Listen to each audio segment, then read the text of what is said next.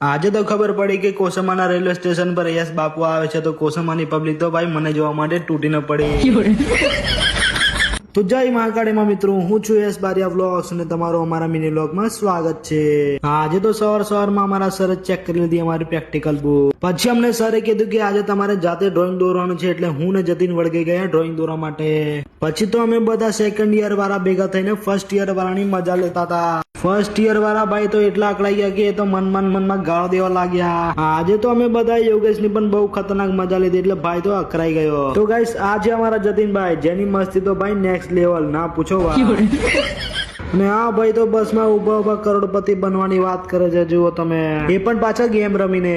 તો ગાઈસ તમારે કિલોના ભાવે ગાડી જોતી હોય તો આવી જજો, અમારા વડોદરામાં ફૂલ સ્ટોક છે રેલવે સ્ટેશનની બહાર પાર્કિંગમાં.